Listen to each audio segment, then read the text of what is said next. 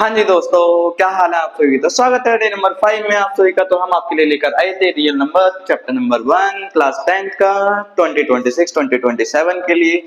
तो I hope आपने first 4 lecture देख लिए होंगे। हमने एक्सरसाइज नंबर 1.1 स्टार्ट कर दी है, जहाँ पे हमने लास्ट क्लास में पढ़ा था fundamental theorem of the arithmetic, जहाँ पे ये कहती थी थ्योरम कि आप अगर 2 नंबर को उठाओगे तो 2 नंबर के जो मल्टीप्लाई करोगे वो बराबर आएगा। वो किसके बराबर आएगा? उनके एचसीएफ और उनके एलसीएम के प्रोडक्ट के बराबर, मतलब मल्टीप्लाई के बराबर। अब इसी के ऊपर कुछ क्वेश्चंस गिवन है एक्सरसाइज के अंदर। एक आधा क्वेश्चन है, कुछ पीवाई के उठाए हुए हैं मैंने। तो इंपॉर्टेंट क्वेश्चन है, 2 नंबर में आपसे पूछा जाता है, तो एग्जाम में इस क्वेश्चन को आप छोड़ के नहीं जा सकते, क्योंकि ये है आपके लिए इंपॉर्टेंट। ये है आपका 2 नंबर के लिए ये वाला। अब देखते हैं क्वेश्चन क्या बोलता है। क्वेश्चन नंबर 4 में बोला गया है HCF 306 एंड 657 का कितना दिया 9। आपको क्या फाइंड करना है? आपको निकालना है एलसीएम 306 और 657 का। क्वेश्चन ने जो थ्योरम हमने पढ़ी थी वहां पे उसने कितने नंबर की बात करी थी? 2 नंबर। क्या आपको 2 नंबर दिखाई दे रहे हैं? एक नंबर है 306, एक नंबर है 657। तो 2 नंबर का प्रोडक्ट जैसे कि A इंटू बी बराबर होता है LCM of A B into HCF of A B. तो 2 नंबर मेरे को दिखाई दिए 306 इंटू 657। अब ये बताओ एलसीएम गिवन है या एचसीएफ? आपको गिवन है एचसीएफ। कितना गिवन है एचसीएफ? एचसीएफ है 9। एलसीएम नहीं गिवन, तो आप उसकी जगह क्या लिख दोगे? एलसीएम।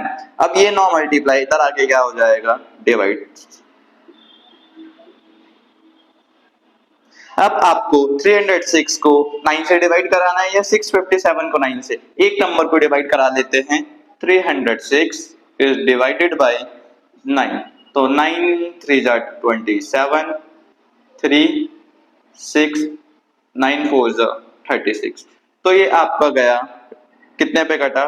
34। अब 34 को आपको मल्टीप्लाई कराना है, किससे कराना है? 657 से, जिससे आपको क्या मिल जाएगा?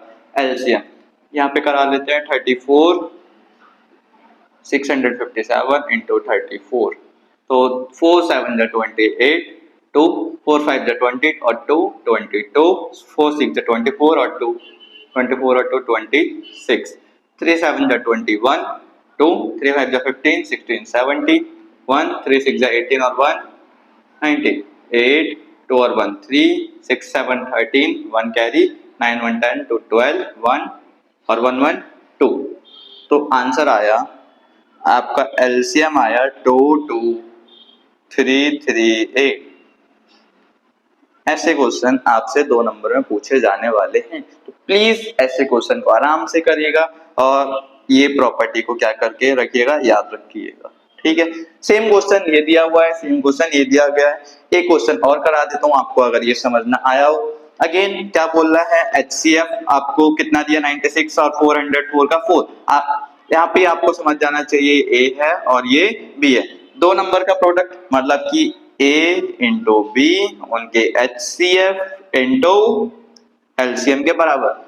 A की जगह 96 है, B की जगह 404 है। HCF कितना है? आपको HCF 4 दिख रहा है, एलसीएम नहीं दिख रहा, तो एलसीएम की जगह एलसीएम। ये 4 मल्टीप्लाई इधर आके क्या हो जाता है? डिवाइड हो जाता है। इतना तो हमें पता है। ठीक है, 4 इधर आके डिवाइड, किसी भी एक नंबर को डिवाइड करा लो। 404 को डिवाइड करा लेते हैं इस बार। 404 को 4 से डिवाइड करा लें। 4 1 जा 4, 0 0 और ये 4 को भी उतारा है 4, तो काटने पे आया आपका 101 इंटू एलसीएम। तो 96 को मल्टीप्लाई करना है 101 से, आपका क्या निकल आएगा? एलसीएम। तो 101 इंटू 96 606, 9 को 1 से करा 9, 9 को 0 से करा 0, 9 को 1 से करा 9, 6 9 6 9। तो आपका एलसीएम आया 9696। आई होप इतना समझ आया होगा। इजी क्वेश्चन, 2 नंबर में बटोलो 2 नंबर, ये वाली बात। सिर्फ प्रॉपर्टी याद होनी चाहिए। सब तक इसे नोट करिए जल्दी से। ये वाला क्वेश्चन है, ये आपके लिए होमवर्क में, इसका आंसर आप कमेंट सेक्शन में देने वाले हो। ठीक है, हम बढ़ते हैं अगले वाले क्वेश्चन की ओर। Question number 5। तो क्वेश्चन नंबर 5 क्या बोलता है, हिंदी वाले के लिए क्वेश्चन स्क्रीन पर शो हो जाएगा। चेक वेदर 6 की power n can and with the digit 0 for any natural number. हमारे पास बहुत सारे नेचुरल नंबर्स हैं, है ना, बहुत सारे नेचुरल नंबर है 1 2 3 4 5 6 7 8 9 10। वो बोलता है क्या 6 की पावर n कभी खत्म हो सकता है, कभी एंड हो सकता है क्या डिजिट 0 के साथ। डिजिट 0 के साथ वही नंबर खत्म होते हैं जो 5 के टेबल में आते हैं, 10 के टेबल में।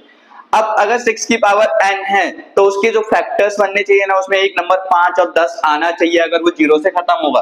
अगर 5 और 10 नहीं आया तो वो 0 से कभी खत्म नहीं होगा। तो हम क्या करने वाले हैं, 6 की पावर n को ब्रेक करने वाले हैं। जैसे हमने 6 की पावर n को ब्रेक करा 2 into 3 में, लिख सकते हैं ना 6 को 2 into 3।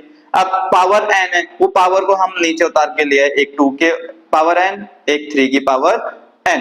इतना समझ में आया। अब हम यहीं पे एक्सप्लेनेशन दे देंगे, 6 की power n not contain 5 as a factor. 6 की पावर n में 5 कोई फैक्टर नहीं निकल के आए क्योंकि 2 और 3 ही निकल के आए, तो इस कारण से ये कभी भी 0 से खत्म नहीं होगा। इतना ही आसान क्वेश्चन है, बेकार सा क्वेश्चन एग्जाम में पूछा भी नहीं जाता है। ठीक है, सेम क्वेश्चन है होमवर्क में आपके लिए। चेक वेदर 4 की power n and with the digit 0, क्या 4 की पावर n 0 से खत्म होगा क्या। तो 0 से खत्म होने के लिए उसका एक फैक्टर 5 होना जरूरी है। अब 4 को आप लिख सकते हो 2 into 2, और 2 कभी भी 0 से खत्म नहीं हो सकता है। इजी, ये वाला आप कॉपी में करिएगा। अब ना क्वेश्चन नंबर 6 आ रहा है, ये भी एग्जाम में पूछ लिया जाता है 2 नंबर के अंदर। Explain why these are composite number. तो कंपोजिट नंबर्स क्या आते हैं, हिंदी में इन्हें हम भाज्य संख्या बोलते हैं। क्या बोलते हैं, भाज्य संख्या। हमने पहली क्लास में पढ़ा था, एक बार फिर से बता देता हूं, क्या होते हैं तुम्हारे कंपोजिट नंबर्स, जिन्हें तुम क्या बोलते हो, भाज्य संख्या। तो भाज्य संख्या ऐसी संख्या होती है जिनके 2 या 2 से ज्यादा क्या निकल के आते हैं, फैक्टर्स निकल के आते हैं। तो 2 या 2 से ज्यादा, सबसे पहले चेक करिएगा यहाँ पे ना एक चीज है प्लस, मल्टीप्लाई मल्टीप्लाई, यहाँ पे प्लस, सेम इस क्वेश्चन में प्लस। तो 7 into 11 into 13 प्लस 13 है। अब ये एक पार्ट हो गया, ये दूसरा पार्ट। दोनों में क्या सेम है, दोनों में सेम है 13। 13 कॉमन निकाल लिया, कॉमन का मतलब बाहर आ गया, तो अंदर क्या बचा होगा, यहाँ पे बचा होगा 7 into 11, और यहाँ पे बीच में प्लस का साइन, 13 बाहर आया तो क्या बचा 1। 13 11 को 7 से करा तो ये आया 77, और प्लस में 1 कर दो।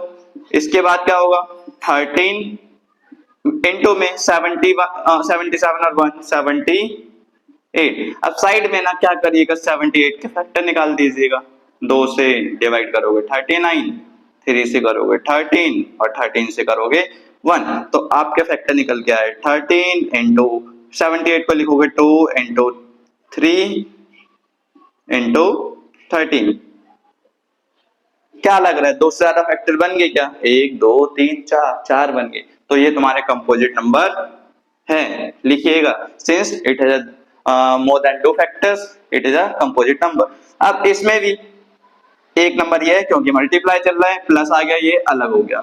दोनों में जो सेम आएगा, 5 सेम आया तो 5 को आपने बाहर उठा लिया, 7 into 6, 5 बाहर गया, यहाँ पे बचा 4 3 2 1, और यहाँ पे साइड में क्या करिएगा, प्लस कर दीजिएगा 1। 1 क्यों प्लस करना है, क्योंकि 5 बाहर गया तो कुछ बचा होगा, 1 बचा होगा। अब 7 6 कितना होता है, मल्टीप्लाई करना पड़ेगा, 7 6 42, 4 3 12, 12 2 24, इसे मल्टीप्लाई कर दो 24 से, 4 2 8, 4 4 16, 2 2 4, 2 4 8, 8 6 10, 1 8 9 10, 1008 प्लस 1, 5 इंटू 1008 1009। अब यहाँ पे तो 2 ही फैक्टर बने, बट 2 से ज्यादा फैक्टर बनने चाहिए, 2 से ज्यादा बनने चाहिए। एक फैक्टर एक और भी तो होता है जिसे हम क्या बोलते हैं, 1 1 हर किसी के टेबल के साथ चलता है, तो ये बन के इसके 2 से ज्यादा factor. Since it has more than 2 factor it is prime number. Just आपको ये शो करना है 2 नंबर के अंदर अंदर। इजी क्वेश्चन, बहुत ही आसान क्वेश्चन है, जब तक नोट करिएगा जल्दी से। तो चलिए, आपने नोट कर लिया होगा, तो लास्ट क्वेश्चन की ओर बढ़ते हैं, एक्सरसाइज की ओर। पहले एक्सरसाइज खत्म होने आ गया है, कांग्रेचुलेशंस। तो 7th क्वेश्चन बोलता है there is a circular path, मान के चलो एक सर्कुलर पाथ है, एक गोला है, ठीक है। सानिया एक लड़की है, सानिया टेक्स 18 मिनट्स, मान के चलो यहाँ से स्टार्ट कर रही है, ये राउंड को कंप्लीट करने में उस लड़की को लग रहे हैं कितने मिनट, 18 मिनट। कितने minute, 18 minute to drive 1 round off the field. ये चीज समझ में, एक लड़की है सानिया जिसे 18 मिनट लग रहे हैं। वाइल रवि एक लड़का है जिसका नाम है क्या, रवि, क्या नाम है,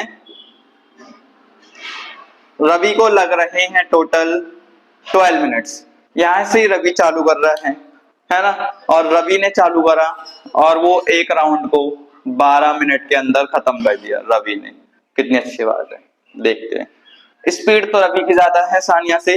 अब क्या बोल रहा है, suppose both start at the same time. अब मान के चलो एक सेम टाइम पे दोनों को इकट्ठा छोड़ा जाता है, दोनों सेम डायरेक्शन में भाग रहे हैं, सेम पॉइंट पे छोड़ रहे हैं, सेम डायरेक्शन में सेम टाइम पे छोड़ रहे हैं, तो कौन सा ऐसा मिनट होगा ये फिर से उसी पॉइंट पे दोबारा मिलने वाले हैं। तो ऐसे क्वेश्चन में आप क्या करने वाले हो, ऐसे कौन सा नंबर है जहां पे ये दोबारा मिलने वाले हैं। तो 12 और 18, एक को 12 मिनट लगे, फिर एक को 12 लगेंगे, इसे 18 लगेंगे, फिर 12 लगेंगे, टोटल ये कितना हो जाएगा 36, ये भी कितना हो जाएगा 36, मतलब 36वां मिनट हो सकता है। तो ये अब तो ये तो अजम्पशन ले रहे हैं 12 12 18 18। अब मेरे को कैसे समझ आएगा, ऐसे केसेस में हम निकालते हैं LCM, लीस्ट कॉमन फैक्टर की कम से कम कितना टाइम लगेगा जिससे वो दोबारा मिलने वाले हैं। तो क्या करें, इसका निकालो LCM 12 का और 18 का। 12 18 का एलसीएम 2 से 6, 2 से 9, 2 से 3, 9, 3 से 1, 3 और 3 से 1। तो आपका एलसीएम आया 2 इंटू 2 इंटू 3 इंटू 3, 2 2 4, 3 12, 3 36। तो कौन से मिनट पे वो दोबारा मिलने वाले हैं, 36वें मिनट पे मिलने वाले हैं। ऐसे क्वेश्चन आपसे एमसीक्यू वगैरह में पूछे जा सकते हैं, केस स्टडी बना के दी जा सकती है, ठीक है। अगर आपको ये वीडियो पसंद आई हो तो अपने दोस्त के साथ जरूर शेयर करें and don't forget to like, subscribe and share and homework जरूर करिएगा।